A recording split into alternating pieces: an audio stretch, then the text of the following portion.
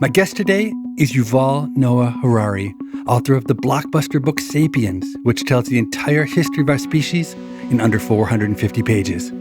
Sapiens took the world by storm, selling over 23 million copies and having been translated into 65 languages. This is your story as a human being. What does it mean to be human? Welcome to People I Mostly Admire with Steve Levitt. Sapiens' path to success was an extremely unlikely one. At the time he wrote it, Harari was a completely unknown historian of the Middle Ages, lecturing at Hebrew University in Israel. The book was originally written and published in Hebrew. 4 years passed before it was even released in English. And yet, it became one of the most influential nonfiction books of the 21st century. What makes the ideas in the book so powerful and compelling? I want to find that out today.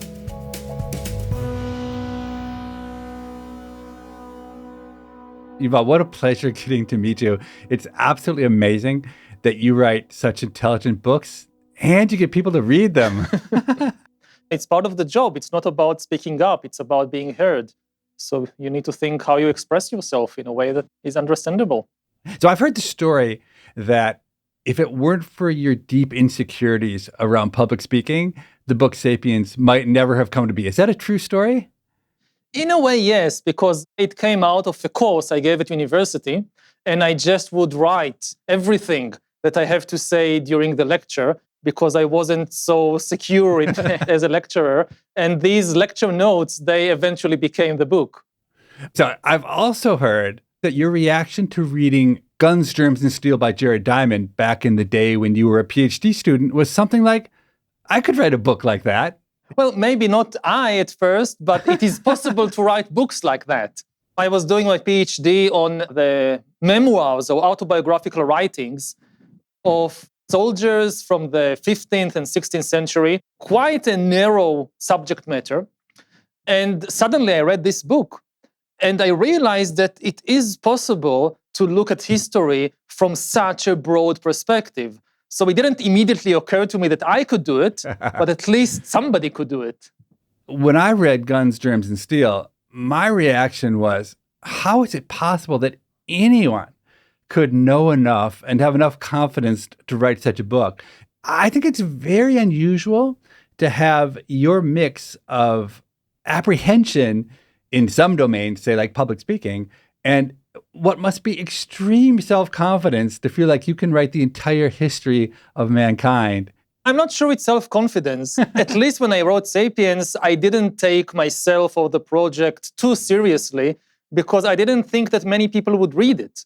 It came out of this university course. I wrote it in Hebrew originally. Interesting. And I was struck by the fact that there was no book in Hebrew which tells the history of the world to the Israeli audience. So I said, there must be some people in university, in colleges that could use that, so I write for them. And there is no competition because there was no other book available. And I thought, yeah, I might make some terrible mistakes, but that's fine. I mean, who's going to read it anyway?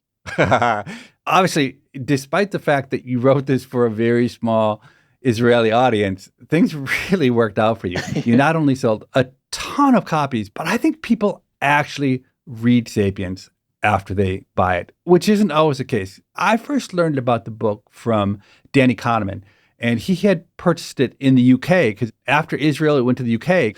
And he told me that it was the most important book of the decade and that he had read it twice. And he said, I've only read a few books twice in my entire life. So like Danny, I've also read Sapiens twice, and I love it. But being completely honest, I'm surprised anyone else loves it because it violates Stephen Dubner's first two laws of storytelling. So Dubner's first law is that every good story has a person at the center of it, an individual. You can't tell a good story about an idea or an event unless there's some personality to keep the audience captivated. And Dubner's second law of storytelling is that people only want to read stories. They don't want facts or hypotheses or subtle arguments. They want stories. And unlike almost every other popular nonfiction book that people read, Sapiens is almost completely devoid of characters. Yes. Or stories about people. This must have been a conscious decision on your part, right? Yes, there is a hero, which is us. So in some way, it doesn't violate these laws. I think that I wrote it, and many people maybe read it, with yourself as the main character. This is your story as a human being. What does it mean to be human? So I get that, but it's still surprising to me that people have that much creativity to actually be able to inject themselves into what you've done. Part of the job of writing the whole of history in 400 pages or 500 pages is get to the point quickly. You don't take people on very long rides. You immediately show them the destination. And many of the destinations you reach are quite shocking. If we talked about Neanderthals, you immediately begin with the idea that actually Homo sapiens and Neanderthals not only had sex, but actually had children together. And you conjure in your mind this family scene of, a Neanderthal mother, a sapiens father, and a child. And then you take this kind of extremely provocative scene and you carry it forward and you ask questions about what would the Catholic Church say about the souls of Neanderthals? Because the Catholic Church, for instance, says that chimpanzees don't have souls. When they die, that's it. They don't go to heaven or hell. So what about Neanderthals? If you say that Neanderthals don't have a soul, then just imagine it. That your dad has a soul, he goes to heaven. Your mom doesn't. She's a Neanderthal, she doesn't have a soul.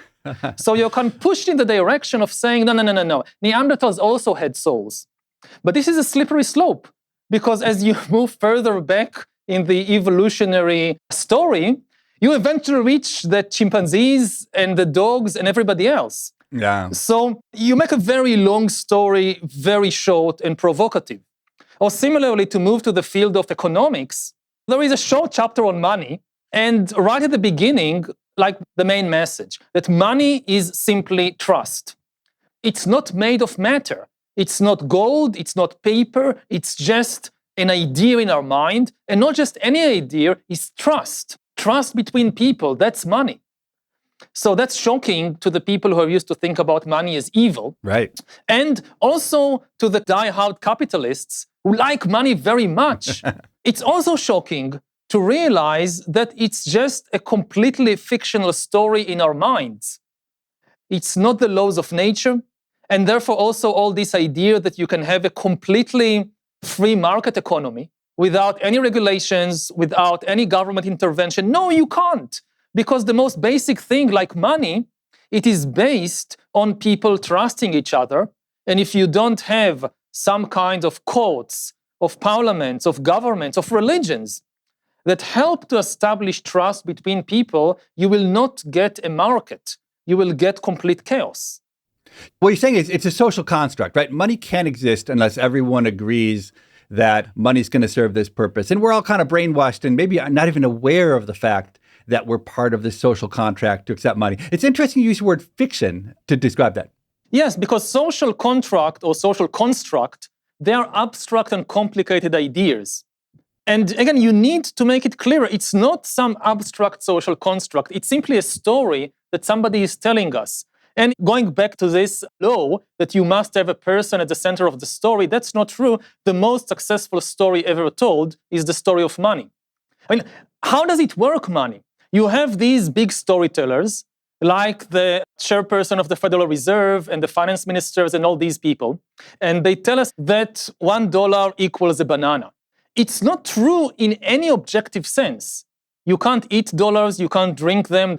It's just a story that somebody told us, that $1 is equal to a banana.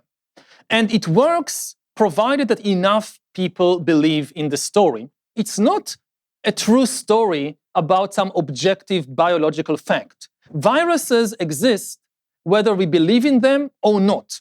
Even if you don't accept the stories about viruses, they can still kill you. Right. It's not the same with money. If one person stops believing in the dollar, nothing happens. But if millions of people stop believing in the dollar, it disappears.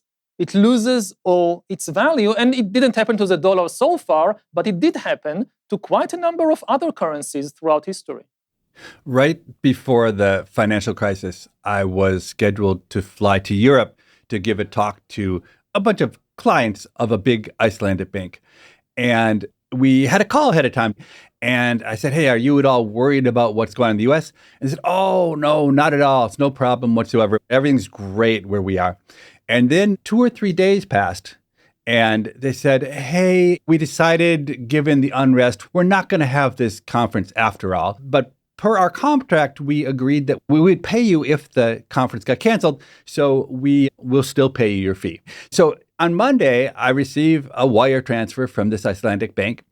And on Tuesday, the bank no longer existed. It literally disappeared in exactly what you're talking about, that Iceland had built an enormous financial sector around trust, but didn't actually have a government or an economy of a size that could reinforce the trust in the case that people got spooked. And they went to the Bank of England and said, hey, would you support us and just say, yes, we're for real and you'll bail us out? And they said no, and they literally disappeared. And it's probably the best timing I've ever had in my entire life. Maybe you broke the bank. I know, the last check that this bank wrote was to me.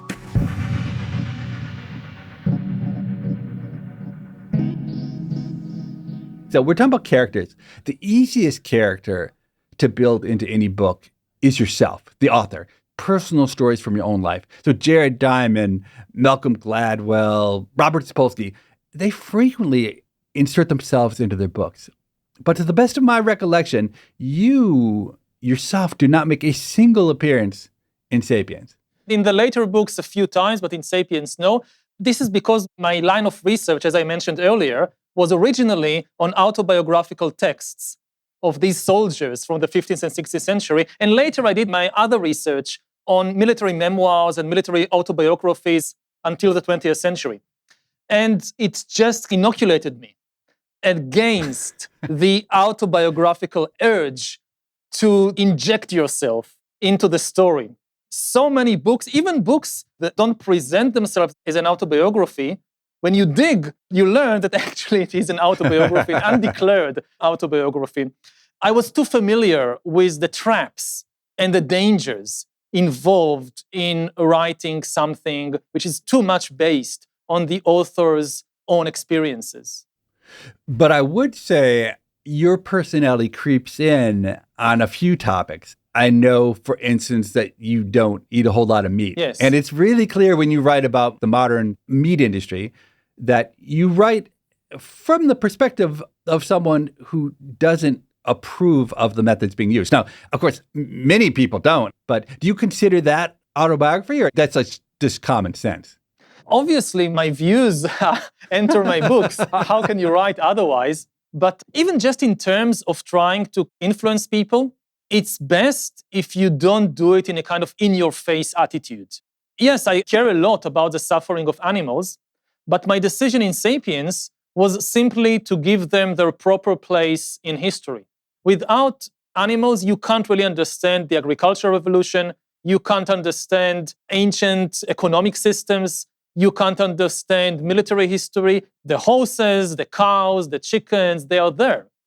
And they are also sentient beings, so they were also influenced by it, and I just give them their proper place in the story. Many of your points you make, I think, are obvious, but no one ever really talks about them or thinks about them, which I think are the best points to make, because it doesn't take a lot of convincing. As soon as I see it on the page, I'm convinced, but it's not part of my reality otherwise. And it's just a gift you have of seeing the obvious when others somehow aren't seeing it. I think that that's part of the job of building a bridge between the scientific community and the general public. When I wrote Sapiens, my impression was that I'm just saying what I was taught as a student in my first year in the history department at university. I didn't feel that there was anything there which was a new revelation to the scientific community or to scholars of history. And then a lot of readers, they pointed out what I thought were the most banal statements, and they said, this was the most profound thing I've read. Again, like even this thing that money is just a social construct or just a fictional story. Everybody knows it in academia. It's just almost taken for granted, but you never talk about it. Yeah. And when you do talk about it, it turns out that for many people, it's extremely revolutionary.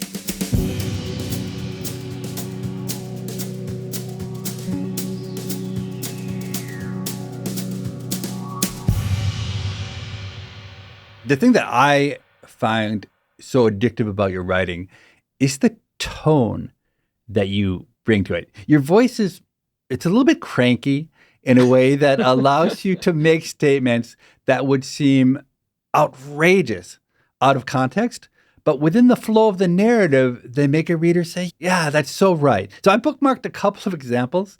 Here's one from Sapiens. You write, as far as we can tell, from a purely scientific viewpoint, human life has no meaning. Do you want to talk about what you mean when you say human life has no meaning? When you ask what is the meaning of life, before you even attempt an answer, I would say the first step is to think what kind of answer would be acceptable to me. And the answer is a story. We are storytelling animals. We think not in facts, not in statistics, not in equations, we think in stories. People sometimes think about the cosmos as one big drama, and they ask themselves, what is my role in the drama? Or what is the role of humankind in the drama? And the meaning of my life is my part in the drama. It's like there is this big Hollywood production, and I'm one of the actors. I have a role in the drama, and this will be the meaning of my life. And on my deathbed, I would feel complete and satisfied. I've done my share.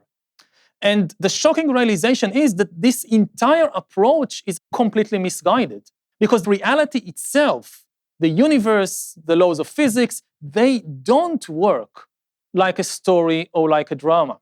The laws of nature don't care about us. If planet Earth explodes tomorrow morning and all life on it disappears, physics wouldn't care. Planets and stars explode all the time throughout the universe, and the universe just goes along with its business. So the answer is there is no drama and you have no role to play in it.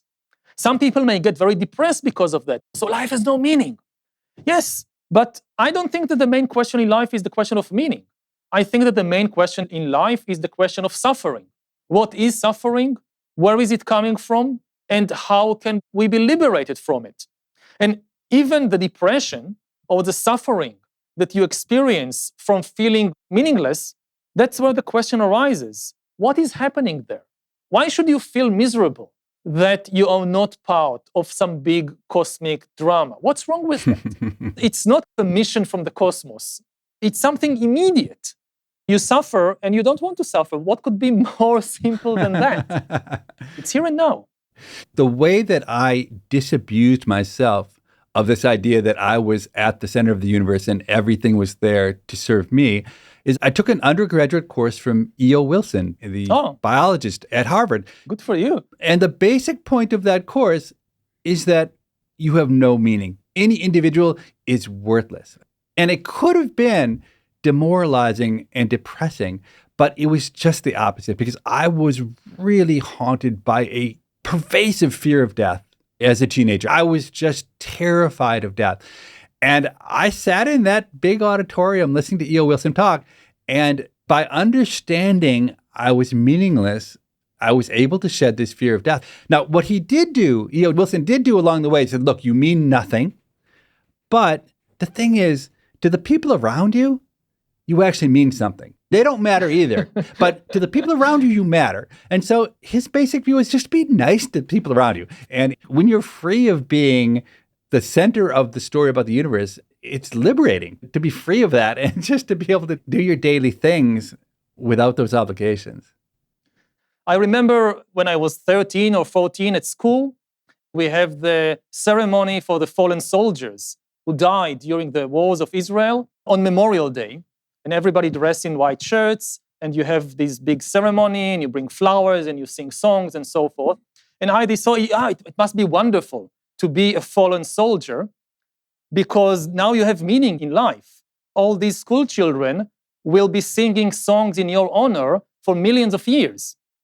And then I thought, no, that's not possible. I know that the universe is like 14 billion years old. It will probably go on for at least, let's say, 14 billion years more. I know history. There is no way that there will still be a state of Israel and a Jewish people. Forget about 1,000,000 years from now. 1,000 years from now, it's very unlikely.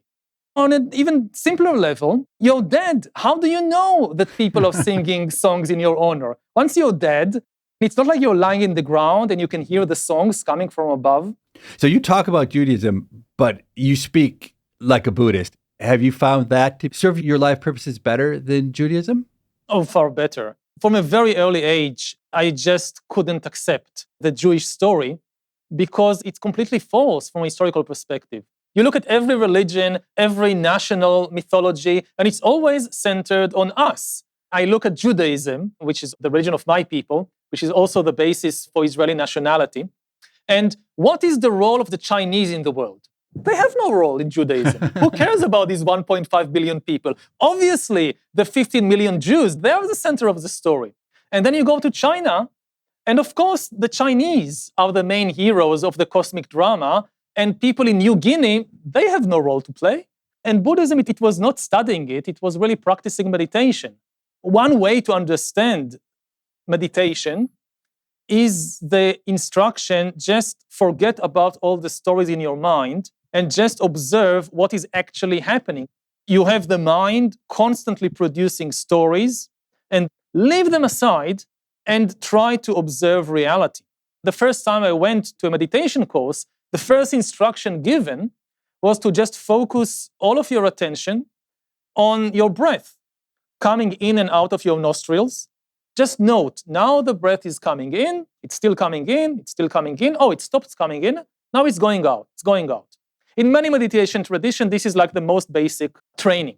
And it was so profound because you don't need to do anything. You have no role, you're just observing what's happening. And the shocking thing was that I couldn't do it for more than 10 seconds before my mind would run away somewhere. Where would it run? To a story. I would remember something from the past. I would fantasize about something in the future. I would imagine something. My mind couldn't be with reality for even 10 seconds. So meditation for me is really the practice of trying to connect to reality and not to the stories we constantly create. And it sounds like for you, that turns out to be more profound than just about anything else. Do you have a way of explaining why that meditative practice is so powerful in your life? What's so bad about stories? It's not bad. It's just something else. Just the ability to get some perspective. You realize how useful, how beneficial it is, whether it is in a relationship, whether it is with regard to politics, whether it is with regard to economics, to be able to tell the difference between what is actually happening and what is just a story that I'm creating and imposing on reality. Most humans, this skill is underdeveloped. And the other thing is that we are constantly in touch with the greatest mystery in the universe. The moment of consciousness, that's the greatest mystery in the universe. The most ordinary moment in your life. You're stuck in traffic, in your car, the traffic is not moving, you're annoyed. This is the most amazing thing in the universe. It's in many ways more amazing than solar systems and black holes. We don't understand how can anything in the universe be annoyed? How can anything be conscious? How does some electricity and hormones and whatever, how does it produce a subjective experience of being annoyed? Thinking about it from a different perspective, it's like maybe there is a planet when the atmosphere is just LSD, and the beings there, they constantly live in a psychedelic world, and they take some magic mushroom to experience being annoyed in a traffic jam. And it just blows their mind. Woo! Because for them, this is unfamiliar. And being able to be amazed by the most familiar thing, I think this is very, very important. You're listening to People I Mostly Admire with Steve Levitt and his conversation with Yuval Noah Harari. After this short break, they'll return to talk about why the agricultural revolution was a fraud.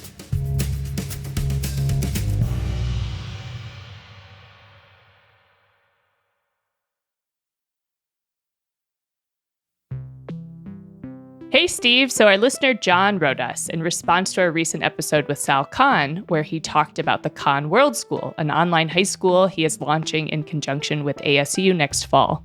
The school is fairly self-directed for students. They will have a daily seminar where they discuss issues of the day with classmates. They'll use Khan Academy for coursework, and they may provide some peer tutoring. Sal really believes that the students coming into the school are going to be the future world leaders. He has a lot of hope and confidence in these students. But John, our listener, doesn't think these students are going to be representative of the average student, and that this school, while transformational, will really be transforming the students who are already the most motivated. A lot of listeners wrote in with a version of this question. How do you think this model could actually work for the average student and not just the highly gifted? I think that's just an incredibly important question that John is asking. First of all, I would never work on this. I don't think Sal would work on it if we didn't think this could be transformational across the entire range of students, not just for some self-motivated students. And the reason I think it will be is because the idea of mastery learning. So getting away from giving a test and grades to actually focus on letting kids learn material at their own speed. And that idea is so critical. It's important for kids at the top, but it's also really important for the kids at the bottom. Essentially, our current school system serves kids in the middle pretty well, but the kids that are both above and below the middle, well, the ones above, they get bored. The ones that are below, they get left behind. So ultimately, I think this idea of mastery learning will be incredibly powerful for the kids who maybe need it the most, who are struggling in the current school system. But that's to be proven. And actually, when Sal and I talked about this idea at first, my vision of it was to take it, say, to the Chicago public schools, to a set of kids who weren't thriving in the current system.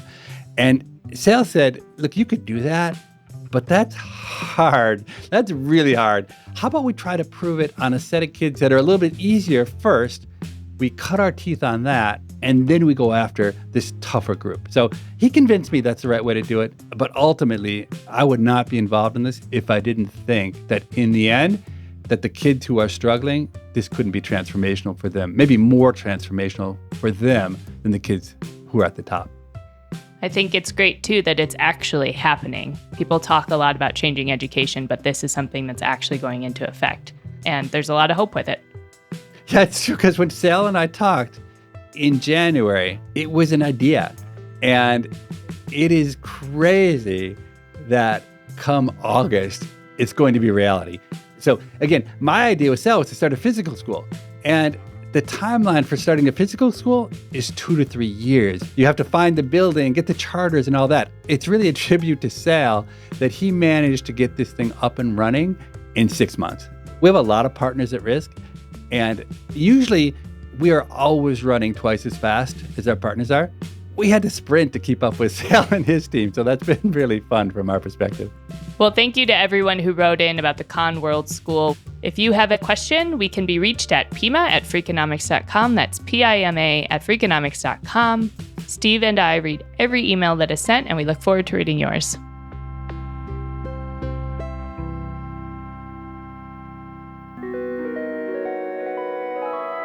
In the second half of my conversation with Yuval Noah Harari, I want to discuss a few more of his most striking ideas, but also I want to delve into the aspects of his writing that I find most puzzling. Let me give another quote. This one is back from Sapiens again. The agricultural revolution was history's biggest fraud. My hunch is that listeners to this podcast who haven't read your books, when they hear that sentence, they probably find it jarring because we're taught to celebrate the agricultural revolution, not to think of it as being a fraud. But if you look at it from the viewpoint of middle-class people in the West today, then agriculture is wonderful.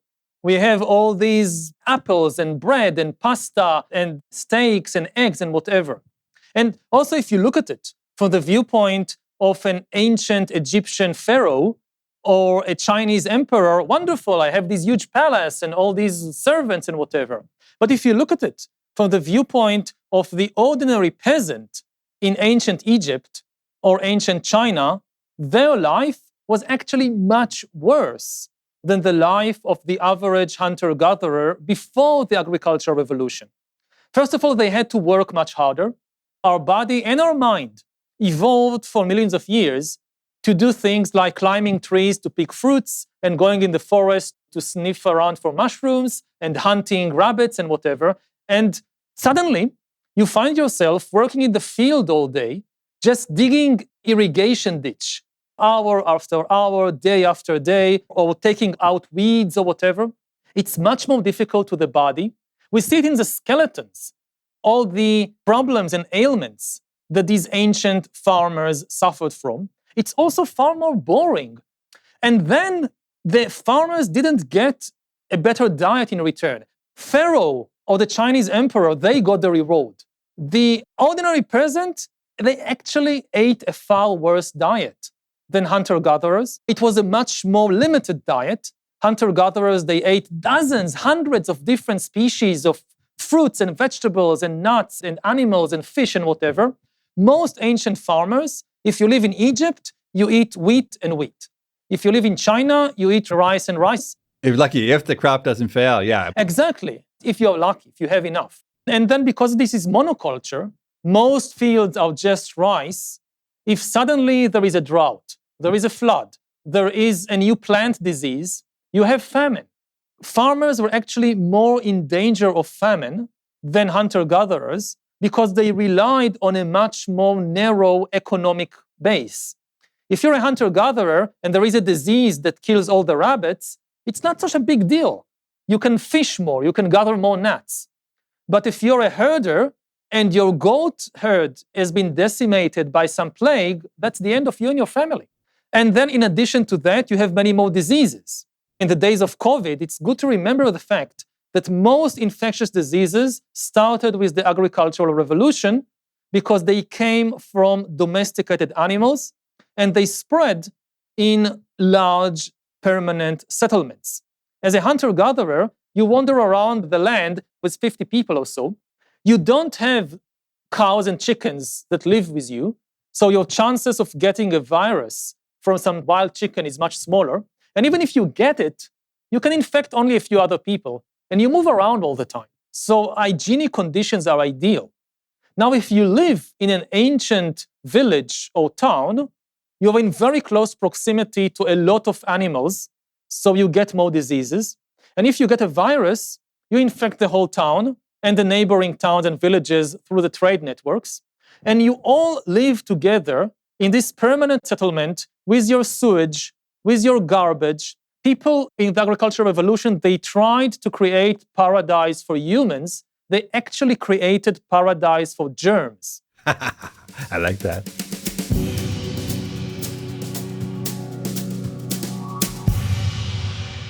At one point, you make the interesting observation that the better you know a particular historical period, the harder it becomes to convince yourself that you truly understand why things happen one way and not another. And that the people living through events, they're the most clueless of all the people for understanding the implications. So acknowledging how clueless we are about our own times, I'd nonetheless like to get your guesses as to how history will view COVID-19. I get this question a lot, and unfortunately, I always have to say that it depends on the decisions that we are making right now. History is never deterministic. So you have a crisis like COVID-19, and how historians in 100 years would look at events simply depends on the choices we make. Up till now, what I can say is that COVID has been an amazing scientific triumph coupled with political failure. Never in history was humanity so powerful in the scientific tools it had to deal with a pandemic. With the Black Death, it killed between 1.25% of the population between China and Britain, and nobody understood what was happening. For years and years, it was punishment from God, it was black magic, it was astrology. With COVID, it took something like 2 weeks to identify the virus correctly. It took a couple of more weeks or months to understand how it spreads and what would be the most effective countermeasures. And then within a year, scientists developed not one, but several effective vaccines. It was an amazing scientific success. And produced them at scale. It's a miracle. Absolutely. But this makes the political failure only more depressing, only more tragic, because it was a political failure. The scientists, they just produced the tools. It's the job of politicians to decide what to do with these tools. Now, some politicians in some countries, they did a good job, but in many countries, it was a failure. And when you look at the global level, it was a global failure. And even now, we don't have a plan for the next pandemic. The other things, in the long run, generally, pandemics have a smaller impact on history than other catastrophes like wars. You compare the First World War to the Spanish influenza of 1918, 1919, many more people died from the flu, but until COVID, people hardly even thought about it. And its impact was really far smaller. The First World War shaped the modern world. Even you think about something like art, so many new art forms came out of the trenches. So many great works of art. If you think about poetry like Wilfred Owen, if you think about painting like Otto Dix, you think about entire artistic movements. The Spanish influenza, nothing. There is no famous poem, there is no famous painting, there is no artistic genre that came out of it. And that's true even if you look at the Black Death. It was maybe one of the biggest catastrophes in human history. Europe, before and after the Black Death, there are, of course, differences, but there was no regime change in any country. You have the same political systems, you have the same economic systems before and after. Maybe because we are programmed to it evolutionarily, we are perhaps better at dealing with diseases than we are with man-made catastrophes like wars.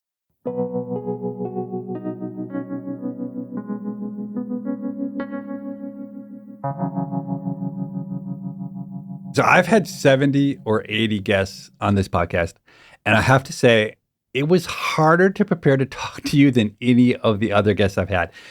Most of the time, it's easy for me to get a sense of what people are about, what they believe in. But in your case, despite the fact that you make strong statements, we've already established that, most of the time, you don't resolve things. You don't tie things up with pretty bows and pick a winner among competing theories. So let's take this idea of progress. Someone like Steve Pinker, or most economists for that matter, they would see progress as necessarily good. Okay, but from what you've just said about hunter-gatherers, it's clear that you say, look, there's an argument that the progress we made going from being hunter-gatherers through the agricultural revolution, that was not all good. Not for most people, no. I mean, you start seeing real progress for most people only in the 19th century. Exactly. We live in a world in which progress has been amazing. Some of the evidence that's so obvious, a longer life expectancy, cell phones, life is great, right? You don't disagree that we have been amazing beneficiaries of progress. Yes. Over the last 200 years, there have been some terrible things happening. And there are still terrible things happening. I live in the Middle East. I know this perfectly well. But looking at the long span of history, at least since the agricultural revolution, the early 21st century has been, until now, the best time to be a human being. Not the best time to be a cow or a chicken, but the best time to be a human being. Despite COVID, you are more protected from infectious diseases than at any previous time in history since the beginning of agriculture. Then you look at famine. The only famine that still exists, and we see it now very painfully with the Russian invasion of Ukraine, the only famine that still exists is political famine. Absolutely. If a person anywhere on earth still dies from lack of food, it is only because of political reasons. We have the power to prevent it, which we did not have in the Middle Ages or in the ancient world. And then you have violence. And here I agree generally with Steven Pinker and other researchers that the recent decades have been the most peaceful era in human history. Again, not completely peaceful. You don't have to remind me. I live in Israel. I know this perfectly well. But compared to any previous time in recorded history, human violence is at its lowest. But there is a big caveat. This is not a prophecy for the future. This is only an observation of the last few decades. Humans have built institutions in order to deal with famine and plague and war. Institutions like the World Health Organization, like universities and their medical research institutions, like trading institutions, United Nations, international law. It was not a miracle. It was humans building institutions. And if we stop maintaining these institutions, then war and plague and famine will come back in an even worse form than ever before. It's like building a dam over a river and saying, hooray, we now have control of the river. And then you stop maintaining the dam, and there is a crack and another crack, and the dam collapses and there is a terrible flood. And this has been happening over the last 5-6 years. Since the middle of the 2010s, you see a continuing deterioration in the maintenance of all these institutions. And it began with the very countries which were the leaders in building the global order, Britain, the United States. In 2016, with Brexit and with the isolationist policies of Donald Trump, they declared we no longer support this project. And looking at what happened over the last few years, with the pandemic, now with the war and the food crisis, unfortunately, we are seeing the institutions collapsing and plague and famine and war coming back. It's not too late to save the dam that is holding the river, but we don't have much time. And frankly, I don't see that the leading countries of the world are doing enough to save the global order. So we just talked, though, about how in the last 200 years, progress has been amazing. Science has been at the heart of transforming human life, at least for the better. But you have deep concerns about the future of science and where we're going. In your final vision, essentially humans no longer exist because of scientific progress. Is that a fair assessment? Yes. It can happen in a couple of ways, some better than others. And given the pace of technological and scientific progress today, I think it's very unlikely that there will still be Homo sapiens like you and me in 200 years or 300 years. But it can happen in different ways. The worst way is that we will just destroy ourselves in some nuclear catastrophe or whatever. I don't think this is very likely, but it's possible. Then there is another frightening scenario that we will use the immense powers of bioengineering and artificial intelligence and so forth to try and upgrade ourselves or try and create a new super species. And because we don't really understand the consequences of what we are doing, it will be a downgrade. If you give, for instance, to armies and big corporations the power to re-engineer humans, they are likely to try and amplify those human qualities that they deem the most useful to them. Qualities like intelligence and discipline. You want highly intelligent and highly disciplined employees and soldiers. Other human qualities like compassion, like artistic sensitivity, spirituality. Most armies and most corporations, they don't need spiritual employees or soldiers with a very deep sense of compassion or a deep sense of artistic beauty. And if the result will be a race of superhumans who are highly intelligent and highly disciplined, but they lack compassion and they lack artistic sensitivity and they lack spiritual depth, this will be a terrible catastrophe, especially as this is kind of permanent. It's very difficult to go back. If you think about the totalitarian regimes of the 20th century, whatever harm they did, in the end, you can go back to basics, to the human body, to the human mind.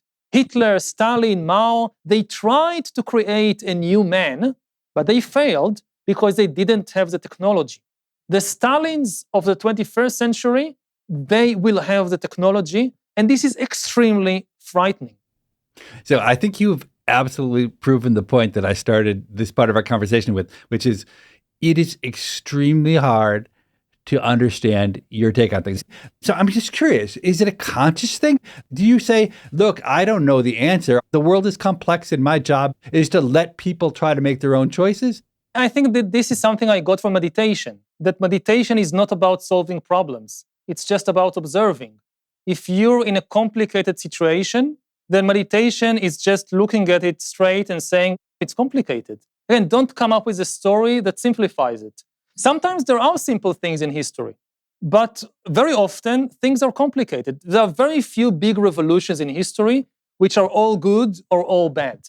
And it's very dangerous if you focus overwhelmingly on just one side. You have to give the full picture. And the full picture is bound to be complicated. And yes, this is one of the biggest kind of challenges in writing, especially popular science for the general public. The style should be simple, should be accessible, but the message shouldn't.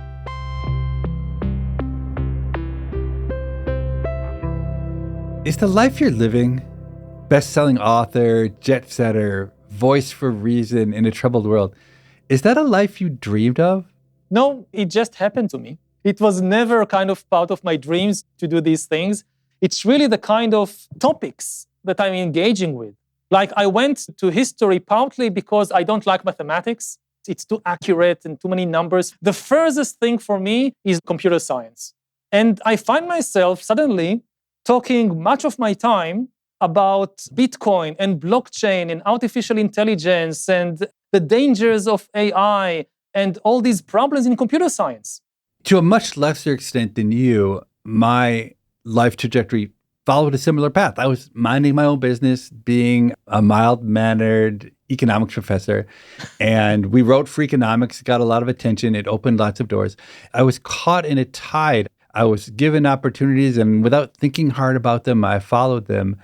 And I've had an amazing life. I'm not complaining, but I wish that I had used more forethought and had controlled the floodwaters more effectively rather than just being swept along. Do you also have that feeling, or do you feel like you're in exactly the right place? I invest a lot of time and effort in meditation, which for me is training the mind. And then I trust my trained mind to make better choices. And I don't spend an awful lot of time trying to very consciously deliberate on like pros and cons of every decision. No, I prefer to dedicate that time to meditation.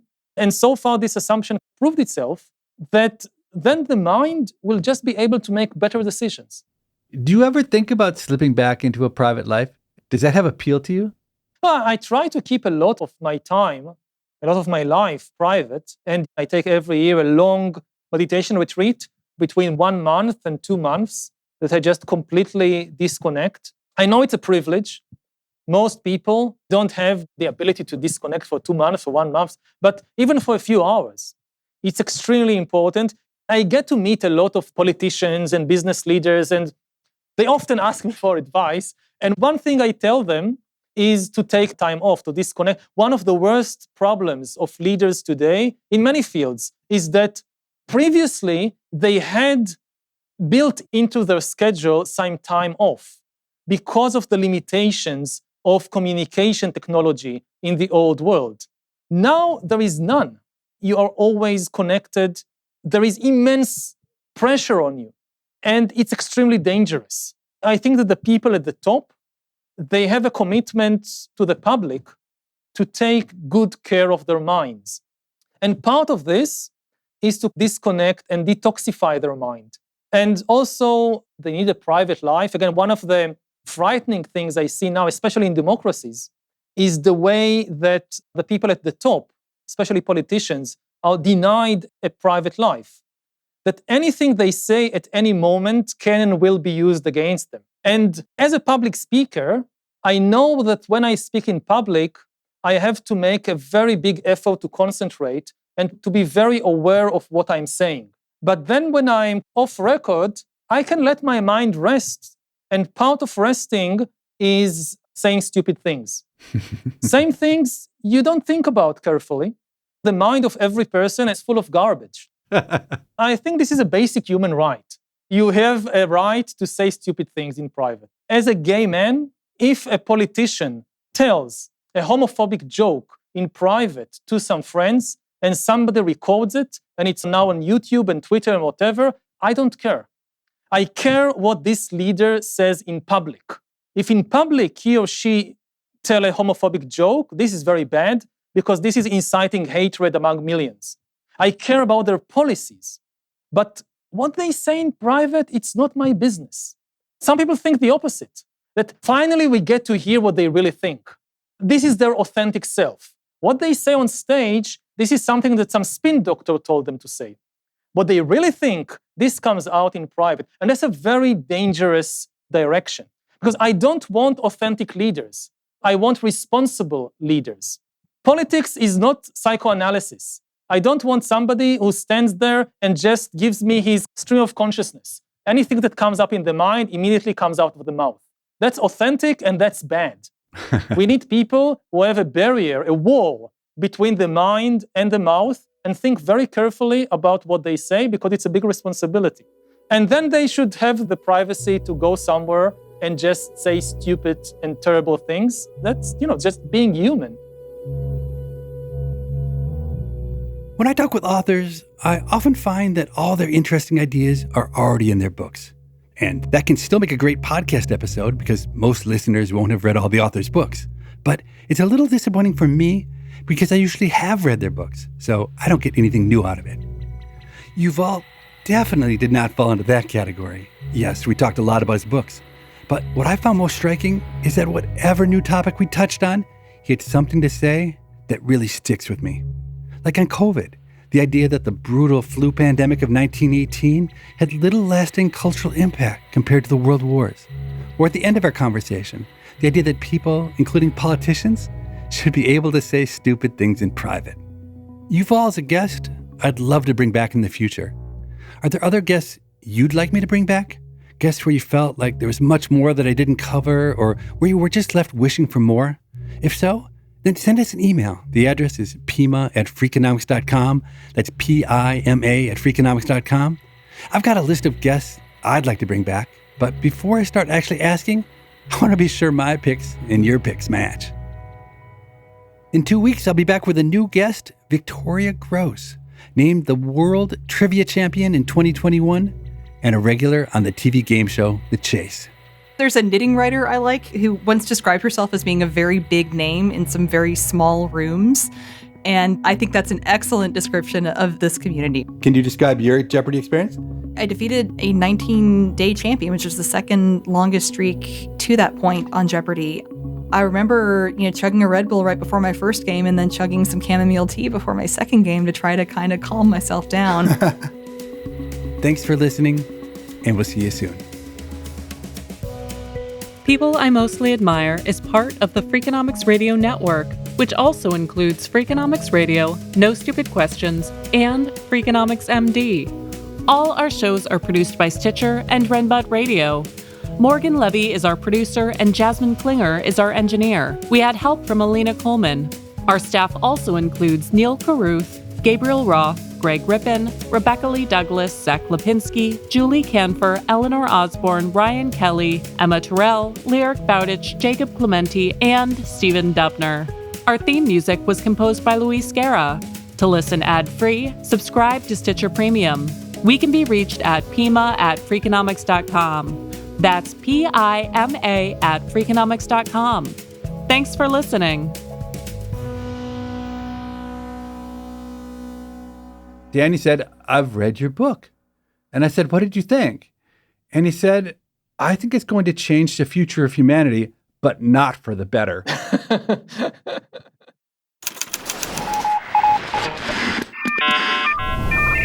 The Freakonomics Radio Network, the hidden side of everything. Stitcher.